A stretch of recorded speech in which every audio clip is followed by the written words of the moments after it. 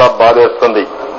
అది నిజమైతే ఇమ్మీడియట్ గా గవర్నర్ రాజీనామా చేసి వెళ్లిపోవడం మంచిది, లేకపోతే ఆయన పదవి నుంచి కూడా తొలగించాల్సిన అవసరం ఉంది. ప్రజా జీవితంలో ముఖ్యంగా రాజ్భవన్ లో ఇలాంటి జరగడం చాలా బాధిస్తుంది. ఇవన్నీ ఉన్నతమైనటువంటి దేవాలయాల లాంటి ఆఫీసులు ఇవి, ప్రజలకు ఆదర్శంగా ఉండవలసిన ఆఫీసులు.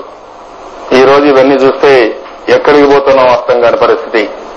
ఒక సీనియర్ పాలిటీషియన్ గా ఈ రాష్ట్రంలో 9 సంవత్సరాలు నేను ముఖ్యమంత్రిగా ఉండడం, 30 సంవత్సరాలు దగ్గర రాజకీయాల్లో ఉండడం, ఈ విలువలు ఏ విధంగా దిగజారిపోతున్న ఈ విలువలు చూస్తే చాలా బాధేస్తుంది. రాబోయే రోజుల్లో సమాజంలో ప్రజలకు ఎలాంటి సంకేతాలు పంపిస్తున్నాం, ఏ విధంగా మనం చూసి వాళ్ళు అసహించుకుంటారని కూడా ఆలోచించుకోవాల్సిన అవసరం ఉంది. దీన్ని నేను చాలా తీవ్రంగా ఖండిస్తున్నాను. ఇది మంచిది కాదని చెప్పి కూడా హెచ్చరిస్తూ, ఇదంతా కూడా చూసినప్పుడు ఒకటే మార్గం, ఆయన ఇమ్మీడియట్ గా రాజీనామా చేయడం, లేకపోతే ఇమ్మీడియట్ గా ఆయన్ని అక్కడి నుంచి తప్పించాల్సిన అవసరం ఉంది. ఇమ్మీడియట్ గా చేయాల్సిందిగా గవర్నమెంట్ ఆఫ్ ఇండియాని, ప్రెసిడెంట్ ఆఫ్ ఇండియాని డిమాండ్ చేస్తున్నాను. చేస్తారని చెప్పి ఆశిస్తూ దీనిపైన కూడా ఒక ఎంక్వైరీ చేయాల్సిన అవసరం ఉంది.